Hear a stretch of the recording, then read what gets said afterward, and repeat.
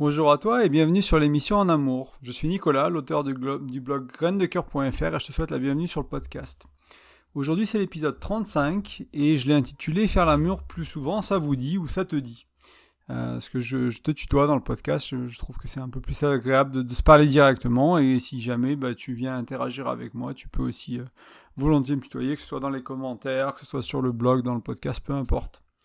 Et du coup, aujourd'hui, on va parler d'excitation. On va parler de comment initier le faire l'amour. Donc, les rapports sexuels, la sexualité, le sexe, un peu comme vous aimez appeler ça, l'intimité, les câlins, la complicité. On met beaucoup de choses derrière la sexualité, selon un peu ce qui résonne en nous, ce qui est important pour nous. Et en fait, la sexualité, c'est quelque chose qui est assez compliqué pour pas mal de relations. On va dire qu'il y a plus de mon expérience en parlant autour de moi et avec les années, on se rend compte qu'il y a plus de couples qui ont des problèmes de sexualité plutôt que de couples qui ont une sexualité épanouie.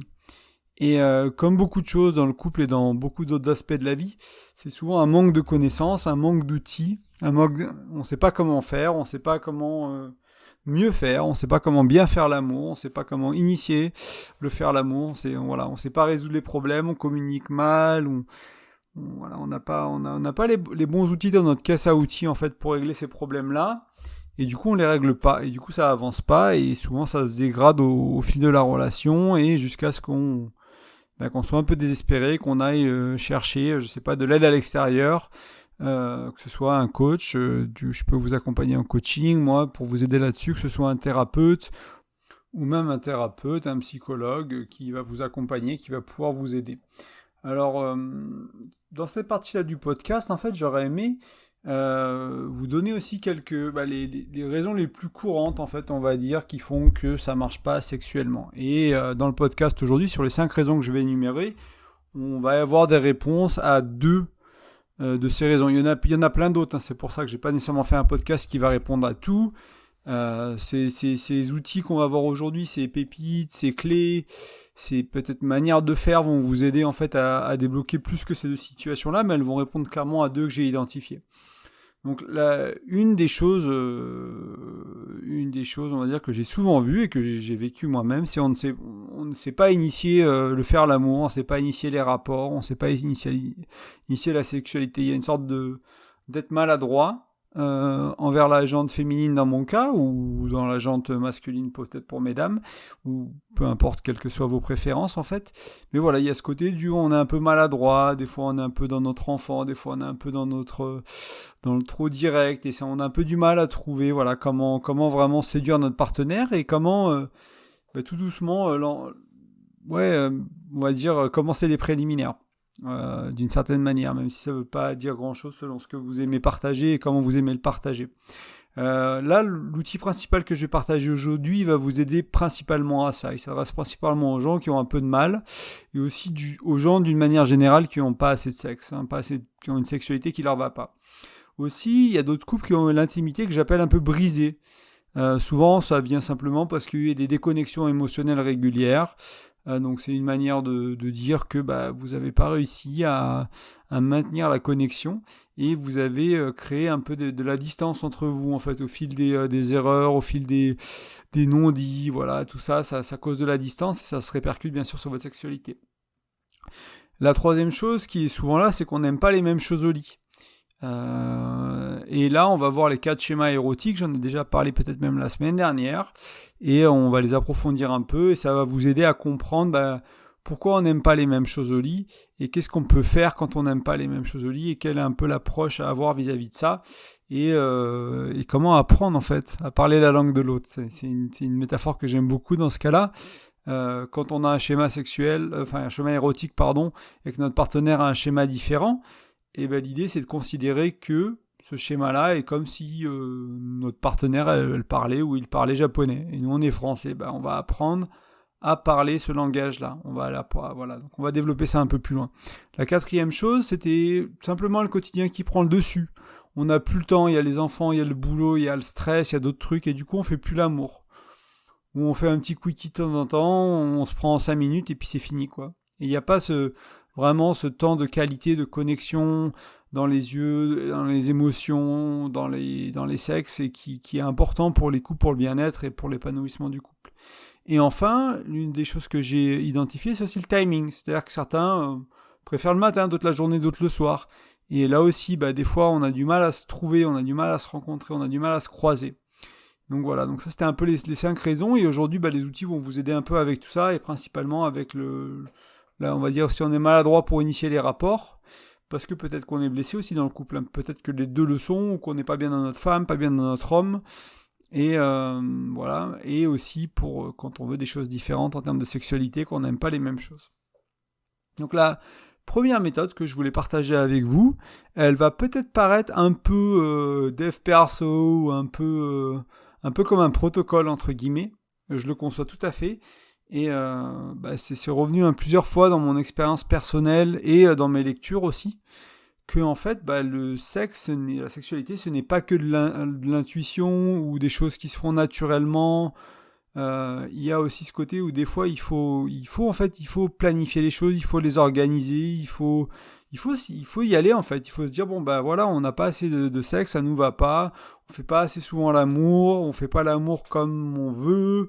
Et qu'est-ce qu'on va faire ? On va utiliser des outils comme dans tout le reste, comme dans la communication, comme dans l'éducation de nos enfants, comme dans les différentes techniques de cuisson pour cuire différemment, comme dans tout ce qu'on fait dans la vie en fait. On va apprendre à utiliser des différents outils et différentes manières de faire.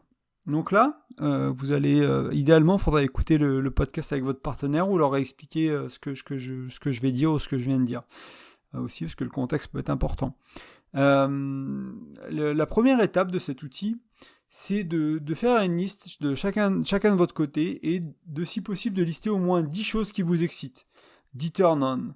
Et on appelle ça en anglais. Donc vraiment des choses qui vous donnent envie de faire l'amour, des choses qui font que vous aimeriez bien que l'amour soit initié comme ça. Donc si votre partenaire venait vous séduire, entre guillemets, ou si vous êtes sur le point de faire l'amour, de coucher ensemble, de faire un gros câlin, quelles sont 10 choses qui vraiment vous exciteraient, seraient agréables pour vous mettrez dans la confiance éventuellement, c'est peut-être pas l'excitation, le problème c'est peut-être la confiance. Donc des manières d'être touché, des mots qui peuvent être dits, une invitation, ça peut être viens, on va faire un câlin en haut, je sais pas moi, une tenue que vous avez avec votre partenaire, il ou elle porte, etc., etc. Donc faites une liste, et votre partenaire aussi, faites chacun de votre côté, séparément, une liste de 10. Donc 10 choses qui vous excitent. Après, bien sûr, le but du jeu, c'est de l'échanger. Éventuellement, moi ce que je recommande, c'est de la laisser visible sur la table de nuit, dans la chambre quelque part, et d'y revenir de temps en temps. Donc là, cette idée, c'est que vous allez apprendre, vous allez découvrir peut-être même ce qu'aime votre partenaire et comment votre partenaire aime ça. Et du coup, ça va vous permettre d'être vachement plus à l'aise en début de relation. Ensuite, la deuxième étape, donc une fois que vous avez fait votre liste, etc., vous pouvez vous arrêter là pour le moment. L'étape d'après se passera plutôt quand vous avez envie de faire l'amour. Quand il y a quelqu'un qui a envie d'avoir un rapport sexuel, moi ce que je vous invite à faire, ça peut paraître étrange, je tiens à le préciser, mais ça peut être intéressant en fait, d'oser en fait. C'est de demander à l'autre, sur une échelle de 1 à 10, où ils en sont. Est-ce qu'ils sont prêts, est-ce qu'ils sont excités, est-ce qu'ils sont éventuellement lubrifiés, selon ce que vous voulez dire, ce qui est important pour vous. Mais voilà, de demander, t'en es où, moi j'ai envie de faire l'amour, ou voilà, on avait prévu de faire un câlin, ou vous êtes peut-être fixé un rendez-vous, vous êtes sûrement tombé sur ce conseil-là, dans les livres, dans les articles, ailleurs ou ici, que se fixer un rendez-vous c'est bien, peut-être que vous fixez un rendez-vous, c'est 8h du soir, vous avez rendez-vous à 8h, vous êtes fait beau, vous êtes fait belle, et là, moi je suis à 2 sur 10, et toi t'es à 3 sur 10, comment on fait ? D'accord, donc là on sait que on part de loin. Ça veut pas dire que on va pas avoir envie, ça veut pas dire qu'on fera pas l'amour, ça veut absolument rien dire d'être à 1 sur 10 ou à 0 sur 10. Hein. Ça veut juste dire qu'à ce moment présent, on n'est pas dedans. Par contre, dans la sexualité, quand votre partenaire fait des choses qui vous excitent, vous êtes facilement, ça peut aller très vite à un 6 sur 10, un 7 sur 10, un 8 sur 10. Ça peut aller très très vite si les choses sont faites correctement, que vous avez un moment de confiance, que vous avez un moment intime de connexion, peut-être de bestialité, selon ce que vous recherchez, ce qui vous intéresse. Mais quel que soit ce qui peut vous exciter, en fait, si vous avez la bonne chose pour le moment, il faut comprendre ce que ce 2 sur 10, qui peut paraître insurmontable quand on ne sait pas s'y prendre, il n'est pas du tout insurmontable en fait. Il est tout à fait possible d'aller au-delà. Donc ça vous permet de comprendre là où vous en êtes, et éventuellement ensuite derrière, 2 sur 10, on revient à la liste. Si par exemple moi je suis à 7 sur 10 et que ma chérie est à 2 sur 10, eh ben on peut éventuellement voir ok, qu'est-ce qu'il y a dans la liste te ferait plaisir, qu'est-ce qui n'est pas dans la liste qui te ferait plaisir. Et avoir cette conversation honnête, cette transparence, cette bienveillance, cette ouverture de discuter vraiment de ce qu'on a envie, ce qui nous ferait plaisir, ce qui serait excitant pour nous en ce moment. Et aussi comprendre qu'un 2 sur 10, c'est-à-dire que ne pas avoir envie de faire l'amour, ne pas se sentir dans son corps, être dans sa tête, être occupé, être distrait, ça ne veut pas dire qu'on ne peut pas faire l'amour. Ça veut dire qu'il faut peut-être passer par des étapes supplémentaires pour créer le désir, pour créer l'excitation. C'est des choses qui se créent. Elles ne sont pas là tout le temps, naturellement, sans que vous fassiez rien, en fait. Voilà. C'est des choses qui peuvent se construire. C'est comme un feu. C'est quelque chose qui se démarre, qui s'alimente. Et si vous avez pris des mauvaises habitudes dans votre relation et que vous n'avez pas réussi à l'alimenter de manière régulière, eh bien, il va falloir faire un effort pour refaire démarrer ce feu-là. Et ça, c'est un outil qui vous permet de le faire. Il y en a plein d'autres, mais ça, c'est un outil que je tenais à partager avec vous. Je sais qu'il marche. Je sais qu'il a marché pour moi. Je sais qu'il a marché pour des couples autour de moi. Et donc, je vous le donne avec plaisir. Je ne sais plus d'où vient cet outil. Donc, je ne pourrais même pas vous donner une référence ou j'ai pris ça il y a quelques années et je sais plus d'où ça sort. Mais voilà, ça marche. Donc, première étape, on fait la liste. Deuxième étape, on l'échange, on la laisse visible, on la relit de temps en temps, vraiment on s'imprègne de ça. Deuxième étape, quand on a envie de faire l'amour, quand on s'est fixé un rendez-vous, etc., on se demande où on en est, on demande à l'autre où il en est, où elle en est, et on essaie de faire monter cette chose, enfin, ce 2 sur 10, sur 5 sur 10, etc. Et voilà, et éventuellement, encore une fois, si vous avez un à 8 sur 10 et l'autre à 2 sur 10, il faut que peut-être celui à 8 sur 10 se calme un peu et que l'autre, vous fassiez quelque chose qui soit excitant pour lui ou elle, tout simplement.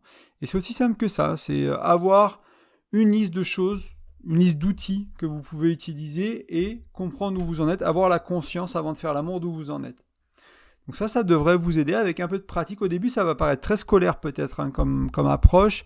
Mais après, une fois que vous avez commencé à bien maîtriser les 10, ou les 5, ou les 15, ou les 20 manières qui vont séduire votre partenaire que vous avez expérimenté un peu avec, si c'est vous habiller d'une certaine manière, si c'est faire des jeux de rôle, si c'est dire certains mots, si c'est rentrer dans une certaine énergie, etc., et que vous n'êtes pas à l'aise, si c'est faire un massage, peut-être ce genre de choses-là, et que vous n'êtes pas à l'aise avec ça, à force de pratiquer, vous allez devenir à l'aise. Vous allez réussir à séduire l'autre. Et parce que l'autre va avoir envie d'être séduite, rentrer en intimité avec vous.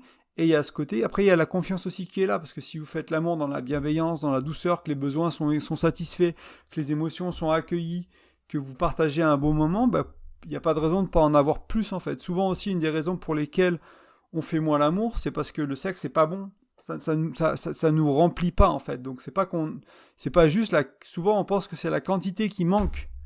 C'est plus souvent la qualité en fait, vraiment autour de la sexualité qui est manquante. C'est rare que vous ayez un manque de quantité sans manque de qualité en fait. C'est très très très improbable. Donc si vous pensez que vous avez un manque de quantité, regardez vraiment ce que c'est pour vous le rapport sexuel, l'intimité avec l'autre, regardez où vous en êtes et peut-être rendez-vous compte que vous avez besoin d'autre chose en fait. Vous devez vivre une autre sexualité. Et je suis aussi là pour vous aider avec ça. Vous donner des outils, vous donner des choses pour avancer et cheminer sur ce chemin-là. Le deuxième outil qu'on voulait voir aujourd'hui, que je voulais vous présenter, ça s'appelle les 4 schémas érotiques. Alors moi j'ai appris ça de Tony Robbins, je ne sais pas si c'est lui qui l'a inventé, sûrement un autre psychologue ou un autre, c'est un coach en développement personnel, un stratégiste, comme il s'appelle, un Américain. Mais je suppose que ça vient de quelque part d'autre, mais voilà, il en parle dans ses conférences sur le couple beaucoup.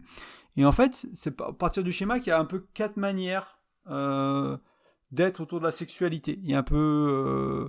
il y a 4 schémas. Et en fait, souvent, on tombe dans l'un de ces schémas. Alors des fois, on est dans l'un des schémas et on est capable d'aller dans un autre assez facilement parce qu'on a eu des expériences ou peut-être qu'on est entre les deux, mais il y en a quand même un qui est plus fort. On a eu un partenaire qui était dans ce schéma, on a appris à parler leur langue, etc. Voilà, mais des fois c'est difficile d'aller entre les 3 ou 4 schémas. Et vous allez voir, une fois que je vais les expliquer, vous allez mieux comprendre pourquoi je dis 3 ou 4.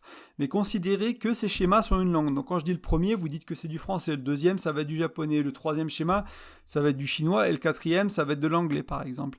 Et du coup, si vous êtes dans votre premier schéma, vous êtes par exemple dans le premier schéma, c'est le sexuel, donc c'est une énergie plus masculine, c'est le baiser, c'est le sexe un peu plus bestial, c'est ce qui peut un peu, ce qu'on voit plus dans le porno par exemple. C'est pas nécessairement que vous faites l'amour comme dans les pornos, mais vous avez ce côté où vous voulez du sexe, quoi. C'est pas, vous avez peut-être pas ça faire l'amour, vous avez peut-être ça baiser, vous avez peut-être ça, avoir du sexe. Et il y a ce côté, c'est ok, bien sûr. C'est une énergie qui est plus masculine. Alors ça veut pas dire que les hommes sont comme ça, les femmes comme ça, sont pas comme ça. D'une manière générale, ce qu'on appelle le masculin, souvent c'est présent chez les hommes, mais vous allez voir qu'en vieillissant, les hommes ils tombent dans le deuxième schéma, qui est plus le schéma sensuel. Là, on est plus dans activer les sens, donc le toucher, l'odeur, l'odorat, enfin l'odeur c'est déjà un sens, la vue, l'ouïe, etc. Le goût éventuellement, donc on est plus dans la douceur, on est plus dans le faire l'amour, on est plus dans le tendre, dans la douceur, dans l'accueil, dans la séduction éventuellement. Et ça, c'est une énergie qui est beaucoup plus féminine. Il y a beaucoup de femmes qui trouvent que les hommes sont trop dans le sexuel et elles se veulent dans le sensuel et elles vont demander à leurs hommes d'être dans le sensuel. Et pour beaucoup d'hommes, c'est compliqué. Mais moi, ce que je pourrais encourager, c'est, messieurs, apprenez à aller dans le sensuel si vous êtes dans le sexuel. Mesdames, si vous êtes dans le sensuel, apprenez à être dans le sexuel. Apprenez à baiser votre chérie. Et apprenez à votre chérie à vous faire l'amour. Ça marche dans les deux sens, en fait. Surtout si vous voulez que tout le monde soit épanoui dans la relation, il faut trouver cet équilibre de qu'est-ce qui satisfait nos besoins à nous. Et oui, on va peut-être faire l'amour sensuellement quelquefois. De temps en temps, on va avoir un quickie qui va être plus peut-être sexuel, etc. Et trouver une sorte d'équilibre qui est unique à chaque couple. En fait, il y a pas vraiment, je peux vous donner les schémas. Et après, c'est à vous de trouver même, et puis de rééquilibrer au fil des années, au fil du temps, ce que ça change, cet équilibre-là, qu'est-ce qui vous nourrit, etc. Et c'est vrai que les hommes, en vieillissant, deviennent plus dans la sensualité. C'est aussi quelque chose qui est intéressant, et même les femmes peuvent devenir plus dans la sexualité, pas nécessairement qu'elles veulent plus de sexe sexuel, mais elles sont plus à l'aise aussi avec leur corps, avec leurs désirs, avec leur envie, avec leurs orgasmes. Et dans les deux, du coup, il y a un peu cette fluidité qui se fait, où on est capable de parler la langue de l'autre, ou de l'autre langage. Le troisième schéma, c'est ce qu'on appelle le kinky, ou ce qui est kink. Ça peut être le sadomaso, ça peut être les tenues en cuir, ça peut être des choses aussi peut-être moins extrêmes, ça peut être les jouets, les plugs, les sextoys. Et ils peuvent rentrer dans le sexuel ou dans le sensuel, mais on va dire que ça peut être des personnes qui vont vraiment avoir une sexualité qui tourne autour de ça. La manière dont ils aiment faire l'amour, c'est pas les utiliser de temps en temps, c'est jouer avec des sextoys par exemple, c'est se déguiser tout le temps, c'est faire des jeux de rôle souvent.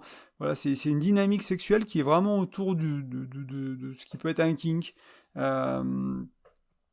Et ça, c'est peut-être, on va dire que c'est moins assumé. Je sais pas si c'est moins courant, mais on va dire que c'est moins assumé. Souvent tout le monde, beaucoup de gens ont un petit intérêt pour ça, avec différents degrés d'intérêt, et c'est aussi quelque chose qui peut être intéressant à explorer.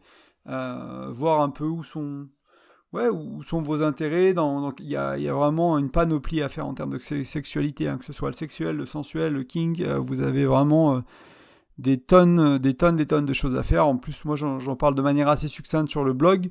Vous avez des blogs spécialisés sur la sexualité qui vont vous détailler tout ça et vous faire découvrir des choses que vous n'imaginez pas qu'elles étaient possibles. Ça ne veut pas dire que ça vous plaira, mais au moins il faut savoir que c'est là et que c'est un outil et que c'est quelque chose qui peut vous plaire et pas en avoir honte et pas le cacher à votre partenaire. Ça se trouve, votre partenaire il rêve de ça aussi, donc ou d'autres choses, mais peut-être que vous allez avoir ce que vous voulez, vous allez lui donner ce qu'il veut, etc. Et c'est très bien. Et le quatrième schéma, donc c'est quelqu'un qui est un peu dans tout, qui vont naturellement, ou avec leurs expériences de vie, leurs expériences autour de la sexualité, qui vont naturellement naviguer entre le schéma sexuel, le schéma sensuel et le schéma kinky vraiment facilement. Et du coup, c'est cool aussi. Mais ça peut être intéressant quand vous, par exemple, je sais pas moi, vous vous mettez en couple demain. Vous discutez avec la personne. Moi, c'est quelque chose que j'ai fait dans mes relations, c'est expliquer ce concept-là, de dire qu'il y a des schémas érotiques, que moi je suis plutôt sexuel, mais j'ai tendance à plus aller dans le sensuel ces dernières années, avec le tantra, avec d'autres expériences personnelles, où je suis beaucoup plus à l'aise, je explore un peu le king, donc je me considère peut-être plus dans le dernier schéma avec une sorte de tout, qui est à l'aise, commencer à être, c'est un grand mot être à l'aise avec tout, mais commencer à un peu explorer tout ça. Et ça change, je partage mon expérience personnelle, parce que ça montre que ça change aussi au fil des années, on peut évoluer, on peut apprendre le sensuel, on peut apprendre le sexuel, on peut apprendre à jouer avec une plume ou avec d'autres outils, d'autres jouets, etc. Et ça peut valoir le coup de se demander à votre futur partenaire, à votre partenaire, où ils pensent qu'ils sont. Il y a des petits tests en ligne. Vous tapez test schéma érotique, vous allez en trouver un. Et ça va vous permettre d'avoir une idée. Mais en général, il suffit si vous pensez à baiser sexe pour le sexuel, à faire l'amour pour le sensuel, entre des sextoys jusqu'au BDSM et plus si affinité pour le kinky selon où vous voulez aller ou tout, c'est assez facile de savoir où vous tombez en général. Donc ça, c'était le deuxième outil. Cet outil, encore une fois, il est à utiliser pour comprendre qu'avec votre partenaire, vous ne parlez pas forcément la même langue et que du coup, il va falloir apprendre à parler la langue de votre partenaire, la langue sexuelle. Ça peut être une manière de le voir. Donc je voulais, un peu pour conclure cet épisode, voilà, c'était vraiment le but, c'était de vous donner des outils pour apprendre à découvrir puis maîtriser ce qui excite notre partenaire, votre partenaire dans votre cas. Et parce que ça peut vraiment avoir un impact majeur sur la qualité de votre relation. Déjà, vous, imaginez que vous soyez confiant, que vous soyez homme ou femme, peu importe, ou au milieu, transgenre, c'est pas. J'utilise souvent mes femmes, mais ça veut pas dire, on va dire que c'est restrictif, mais je veux inclure tout le monde en fait. Et je pense que c'est important de le souligner autour de la sexualité en plus aujourd'hui. Mais imaginez-vous que vous soyez confiant sur votre manière d'être en relation sexuelle avec votre partenaire. C'est-à-dire que vous êtes capable de recevoir ce qu'ils sont à vous donner, donc peut-être c'est recevoir le sensuel, le sexuel, etc. Vous êtes capable de donner ce qu'ils ont besoin, le sexuel, le sensuel. Vous savez séduire, entre guillemets, vous avez les outils, vous avez la fluidité, vous avez la confiance. On se sent quand même bien mieux intérieurement. Hein. Et c'est pas juste pour avoir plus de sexe d'une manière générale, c'est aussi pour avoir une meilleure qualité de relation autour de la sexualité. Un couple qui n'est pas épanoui sexuellement, en général, il y a d'autres choses qui se dégradent. Hein. Et puis, s'il y a d'autres choses qui sont dégradées, en général, ça se répercute sur la sexualité. C'est vraiment, à moins que vous fassiez partie des quelques couples qui sont assez rares pour les deux, la sexualité, c'est pas important. Vous gérez les choses autrement, on va dire, avec votre travail spirituel, avec vos croyances, etc. Pour la majorité d'entre nous, ça va être quelque chose qui est primordial, en fait, à la réussite du couple et à l'épanouissement sur le long terme. Donc voilà, c'est important de le voir comme ça. Je voulais souligner aussi en conclusion que ça peut paraître compliqué, que moi le premier, quand j'étais à l'aise dans ma sexualité, en plus dans le sexuel, et que j'ai appris à aller dans le sensuel, ça n'a pas été facile en tant qu'homme, avec mon expérience à moi, mon passé à moi. C'est quelque chose qui s'apprend, c'est un chemin qui se fait, il y a des livres, vous en trouverez plein sur le tantra, sur le slow sex, sur le ralentir quand on fait l'amour, laisser faire l'amour, je crois que c'est le livre que je lis en ce moment, qui en parle beaucoup aussi. Voilà, donc il y a plein de matières pour découvrir tout ça, vous avez des coachs, vous avez des livres, vous avez YouTube, vous avez des podcasts, voilà, si c'est un monde qui vous intéresse, il y a vraiment de quoi faire. Moi, j'ai pas tant de recommandations que ça à faire en français, parce que j'ai principalement fait mes recherches dans le milieu anglophone. C'était dans mes années encore où j'étais en Irlande, où je vivais, on va dire, chez les Américains en termes de lecture et de podcast et tout ça. Mais il y a, pour le peu que j'ai compris, il y a l'équivalent en français, soit traduit, soit qui est disponible de toute façon. Mais surtout, ce qu'il faut comprendre, c'est qu'au fil du temps, vous allez être à l'aise, c'est quelque chose qui va être agréable, c'est quelque chose qui va vous faire bien, vous allez vous sentir bien dedans, vous allez aimer jouer et avoir des rapports différents et sentir que vous êtes à l'aise avec tout ça. Voilà, il y a vraiment pas peu d'autres choses à dire, je crois. Et aussi, ce qu'il faut peut-être imaginer ou commencer à entrevoir, c'est si vous faites une liste de 10 par exemple, 10 choses qui vous excitent, sur lesquelles vous aimeriez bien que votre partenaire fasse ou que vous fassiez à deux pour commencer à faire l'amour, vous allez peut-être vous rendre compte qu'au fil du temps, ces 10, ça va devenir 12, 15, 20, 30, voilà, et que peut-être il y aura plus cette rigidité il faut que ça commence comme ça, parce que c'est un des risques. Si vous n'en trouvez qu'un ou deux, c'est sûrement que vous connaissez assez mal ce qui vous excite en fait, et qu'il y a peut-être un petit travail d'exploration à faire. Je sais pas moi, vous pouvez, autour de la sexualité, des choses assez classiques que vous allez trouver un peu partout, c'est passer du temps tout seul à caresser votre corps, à caresser vos parties intimes, érogènes et d'autres, et puis simplement voir, voilà, qu'est-ce qui vous plaît, qu'est-ce qui vous plaît pas quand vous le faites, demandez peut-être à votre partenaire de le faire, et puis voilà, trouver des choses, et puis peut-être essayer Ouais, et au fil du temps, en fait, en explorant votre corps, en explorant le corps de votre partenaire, en pratiquant, vous allez vous rendre compte que ça ouvre des nouvelles portes, qu'il y a des nouvelles choses. Bah tiens, il y a ce truc-là. Ah, j'ai entendu parler de ça, j'ai lu un livre sur ci, il faisait ça, j'ai écouté cette émission, elle parlait de ça, etc., etc. Et vous allez voir que, encore une fois, il y a vraiment un univers qui est gigantesque autour de la sexualité à découvrir, et ça devrait vous faire beaucoup de bien. D'explorer tout ça, d'ouvrir un peu cet horizon, et ben de savourer, d'en profiter, du bel univers qu'est la sexualité, et ce que ça peut apporter à vous-même, mais surtout à votre couple aussi. Enfin, les deux sont importants. Donc voilà, pour conclure le podcast, j'aimerais, pour un peu, enfin c'est la conclusion de l'épisode que je viens de faire, maintenant c'est plus pour fermer le podcast, j'ai 3 petites choses que j'aimerais vous rappeler. Tout d'abord, j'ai repris un rythme très sérieux, on va dire, en termes d'écriture d'articles, de podcasts, etc. Il y a un podcast tous les mercredis soirs, depuis plusieurs semaines maintenant, et un article presque tous les dimanches aussi. Je vais essayer de me concentrer sur le podcast de manière hebdomadaire et faire l'article aussi de manière hebdomadaire aussi souvent que possible. Et donc ça ferait vraiment plaisir si le podcast vous plaît, si des articles vous plaisent, juste de mettre un petit commentaire, une petite note sur iTunes, sur Spotify, l'endroit où vous utilisez, ou même que vous alliez sur graine-2-coeur.fr et que vous me laissiez un petit commentaire en fait, tout simplement sur l'article sur un article qui vous plaît, sur quelque chose qui vous parle, voilà, juste pour continuer à m'encourager, rejoindre la communauté, poser vos questions aussi, s'il y a des choses que vous n'arrivez pas, qui sont un peu compliquées, que vous n'avez pas compris, vous n'êtes pas sûr comment l'appliquer, voilà, n'hésitez pas à demander.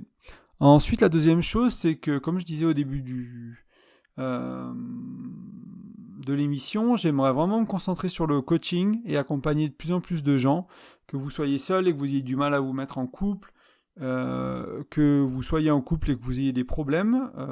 Voilà, on peut faire du coaching, c'est pas de la thérapie, hein.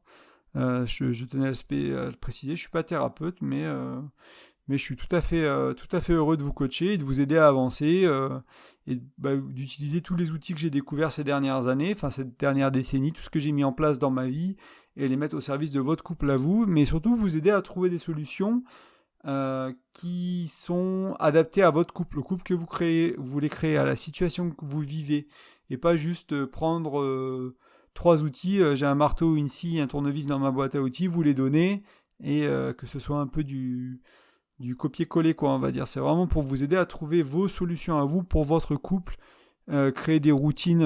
Moi, une chose qui me passionne, c'est la communication. J'aime beaucoup aussi tout ce qui touche à la sexualité et ce qui est les routines à deux. Et pas nécessairement juste des routines, on passe 1 heure ensemble le matin pour faire du sport, mais vraiment créer des petites habitudes tous les jours pour cultiver l'amour, cultiver l'excitation, cultiver le désir.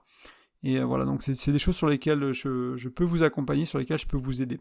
Et enfin, en allant sur graine-2-coeur.fr, donc le blog, vous allez pouvoir laisser votre prénom et votre email en échange d'un e-book. Cet e-book, c'est 5 outils pour mieux communiquer. Donc c'est des outils qui sont assez simples à mettre en place, qui sont assez pratiques, très complémentaires avec les schémas érotiques et les langages d'amour de la même manière. Il y a 5 manières d'être qui font qu'on se ressent aimé. Souvent on en a 2 principales.